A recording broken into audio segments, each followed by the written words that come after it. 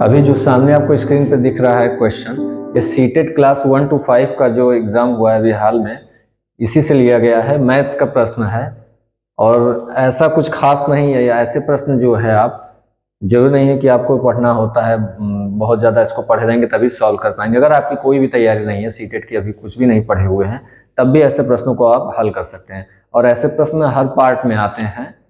CTET का जो primary का पार्ट 5 पार्ट है। पहला तो पेडागोजी और चाइल्ड डेवलपमेंट और पेडागोजी है। दूसरा जो है आपका लैंग्वेज है। उसके बाद जो है लास्ट जो मैथ रहेगा, मैथ के बाद जो है इन्वायरमेंटल स्टडीज। सब में ये पार्ट आना है। हर पार्ट जो है 30 नंबर का है, तो उसमें 15 जो है, जैसे मैथ का बात की जाए तो मैथ में 15 न्यूमेरिकल हो जाता है, तो 15 जो है नंबर वो मैथ से रिलेटेड पेडागोजी जो है आ जाता है। तो ये पेडागोजी से ही रिलेटेड है, मैथ्स पेडागोजी। अब चाइल्ड डेवलपमेंट और पेडागोजी, अब यहाँ से इसको हल करके देखते हैं। तैयारी आपकी नहीं है, आप तैयारी नहीं किए हैं, इसकी कोई अभी शुरुआत है, पहली बार प्रश्न देख रहे हैं, तब भी इसको हल कर ले जाएंगे। क्वेश्चन देखिए क्या है। तीसरी कक्षा के एक विद्यार्थी से जब 105 को अंक के रूप में लिखने को कहा जाता है, तो वह इसे 1005 लिखता है या लिखती है, यह इंगित करता है। तो उस क्वेश्चन समझ में आया होगा।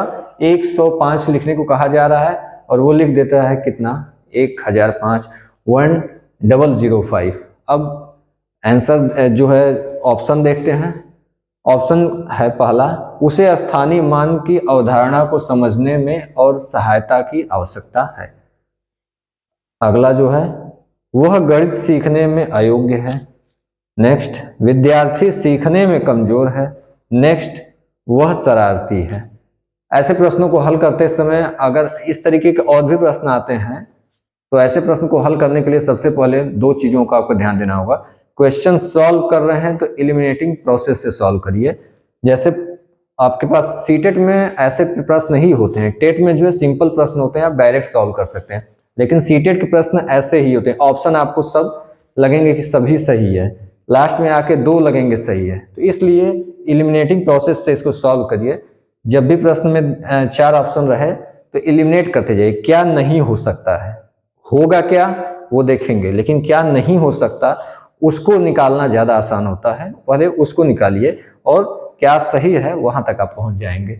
यहाँ पर आपको और दूसरी चीज जो ध्यान देना होता है, वह प्रश्न के मूल पर ध्यान देना हो कि वास्तव में प्रश्न है क्या, कहां पर है। यहाँ पर कह रहा है 105, तो 105 को हम कैसे लिखेंगे, 105। ये हो गया। गलती क्या है, वो लिख क्या देता है, 1005। इसी पर ध्यान देना होता है। 2 चीजों पर ध्यान देना है। एक तो आपको क्वेश्चन क्या है वो ध्यान देना है, उसके बाद क्या ऑप्शन नहीं हो सकता है उसको हटा देना है। तो यहां से देखते हैं, 105 लिखना था, लिखा जो है 1005। अब आगे आते हैं। ऑप्शन को देखकर कुछ चीजों को क्लियर रखना है कि हमेशा जो है ऐसी चीजें होती हैं। जब एलिमिनेट करने के प्रोसेस में जाएंगे, एक उस तरीके से आपको समझा देते हैं। देखिए, ऑप्शन से पहला जो है, उसे स्थानीय मान की अवधारणा को समझने में और सहायता की आवश्यकता है। ये हो सकता है या नहीं हो सकता है। आप अगर पढ़े नहीं है, आपके पास जानकारी नहीं है, तो मान सकते हैं कि ये हो भी सकता है, नहीं भी हो सकता है। चलिए आगे बढ़ते हैं। वह गणित सीखने में अयोग्य है।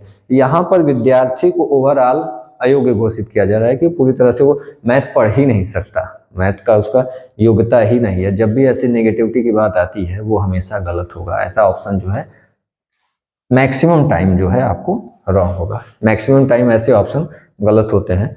वह गणित सीखने में अयोग्य है, तो जब वो उसको सीखने में ही अयोग्य है पूरी तरह से, ऐसा नहीं हो सकता। उसमें निगेटिविटी आप डाल रहे हैं, पूरी तरह से अयोग्य घोषित कर रहे हैं, तो ये आप नहीं करेंगे, यह गलत होगा। आगे, विद्यार्थी सीखने में कमजोर है।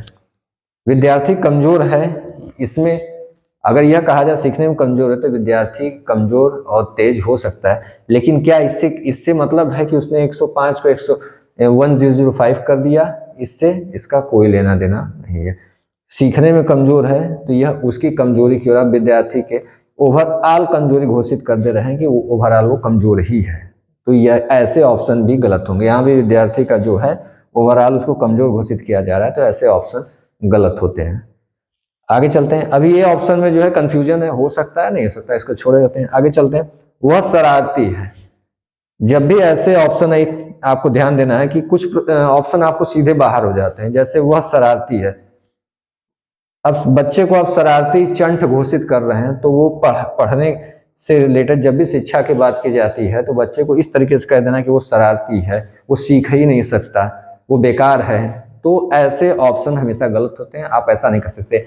1 to 5 का इस पर ध्यान देने की जरूरत है कि आप किस क्लास का जो है क्वेश्चन सॉल्व कर रहे हैं। 1 to 5 का बच्चा शरारती है कहेंगे और वो सीख नहीं सकता, तो क्या 1 to 5 बच्चा शरारती नहीं तो होता है, तो उससे उसके इस क्वेश्चन को गलत कर देने या इससे कोई लेना देना नहीं है। 1 to 5 का बच्चा है, कितना बड़ा होगा, तो यह आपको ध्यान देना होगा कि आप किस क्लास का कर रहे हैं, 6 to 8 कर रहे हैं या 1 to 5। तो आप अपने एटमॉस्फेयर में देखे होंगे बच्चे शरारती होते हैं, लेकिन उसकी जो है कमी में गिनती नहीं, वो बच्चे होते ही हैं, इस उम्र में बच्चे शरारती होते ही हैं। तो इसको जो है आप ऑप्शन नहीं मान सकते सही, इसलिए भी गलत हो गया। तो आपको 3 ऑप्शन गलत हो गए, तो बचा कौन सा, चौथा ऑप्शन। तो ऑटोमेटिक यह सही हो गया, एलिमिनेट कर दिया आपने 3 ऑप्शन को, या ऐसे ही सही हो गया। यहाँ पे कुछ दिमाग लगाना पड़ा। क्वेश्चन अभी आपको ये समझ में ना आया हो, या हम मान सकते हैं कि आपको नहीं समझ में आया हो कि ऐसे कैसे सही होगा, लेकिन क्या नहीं होगा ये तो पता चल गया। क्या नहीं होगा हमने निकाल दिया, आंसर आपको पता चल गया कि ये सही होगा। एग्जाम में आपने सॉल्व तो कर दिया, ये आंसर आपको मिल गया कि ये सही होगा। भले ही आपकी ये पूरी बातें समझ में ना आई हो, लेकिन एलिमिनेट करना तो आ गया। यहाँ से जो है एलिमिनेट करना आ गया कि 1 से 5 के बच्चा सीखने में कमजोर कहेंगे, 1 से 5 के बच्चे को सीखने में अयोग्य है, मैथ वो नहीं सीख सकता, गणित वो नहीं सीख सकता, तो उसको आप बच्चे को ही अयोग्य घोषित कर दे रहे हैं, फिर वो कमजोर है, तो ऐसा नहीं हो सकता। 1 to 5 के बच्चे को सिखाना पड़ता है। तो ये पहले तीनों ऑप्शन आपको गलत हो गए थे। निगेटिविटी दिखा रहा है सीधा, आप उसको पढ़ा सकते हैं, आप अपनी टीचर हैं तो आपको अपने पर फोकस करना कि आप कैसे उसको शिक्षा दे सकते हैं, सीधा उसको निगेटिव नहीं ले जाएंगे। तो ये ऑप्शन तीनों वैसे गलत हो गया, ये सही हो गया। लेकिन अब जो है ये तो क्लियर हो गया होगा, ऐसे एलिमिनेट करके अगर सॉल्व करना चाहें बिना पढ़े लिखे, कोई तैयारी नहीं है फिर भी, तो आप ऐसे कर सकते हैं। अब इसको समझते हैं मैथमेटिकल ढंग से कि इसको कैसे यह सही होगा। जैसे कहा जा रहा है 105 हमने लिखना था, उसको 105 लिख दिया, 1005 1005।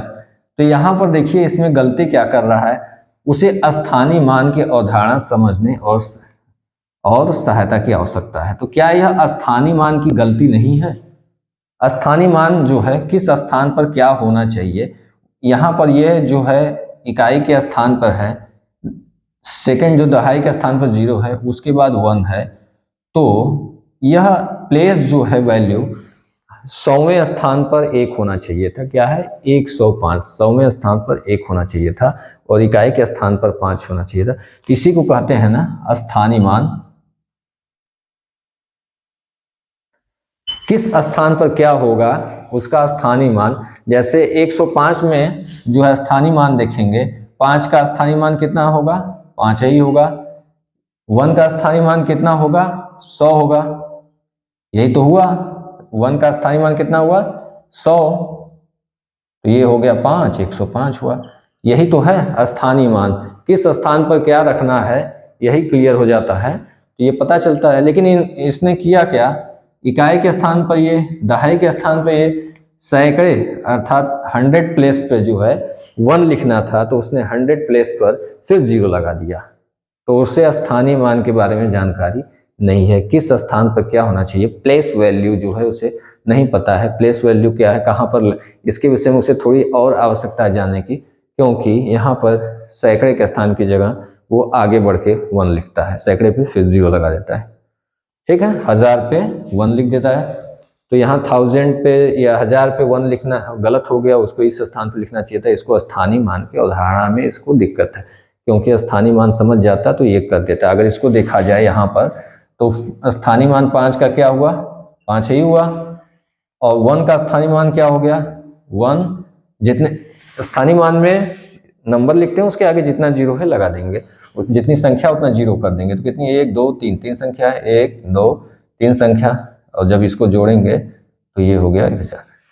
तो स्थानीय मान का ही इसको दिक्कत है, इसको समझना पड़ेगा। तो ये अगर मैथमेटिकल ढंग से समझेंगे तो ये क्लियर हो गया कि यह ऑप्शन सही है, और अगर एलिमिनेट करने से समझेंगे तो इस तरीके से समझेंगे कि ये ऑप्शन गलत। 1 से 5 के बच्चे को शरारती कह देना तो वो तो ऑब्वियस है कि होगा, लेकिन इससे मतलब ये नहीं कि वो सीख नहीं सकता।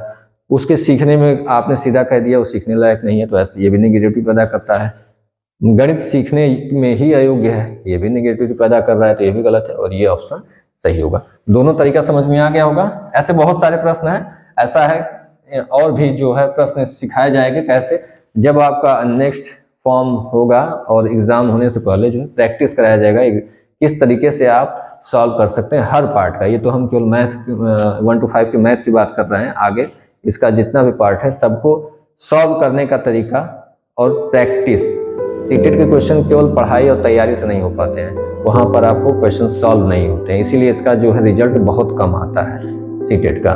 टेट के तो क्वेश्चन जो है सीधे आ जाते हैं किसी भी स्टेट के हों, लेकिन जो है सीटेट के क्वेश्चन इस तरीके से होते हैं, तो इसको आप ऐसे सॉल्व करेंगे। ठीक है, धन्यवाद।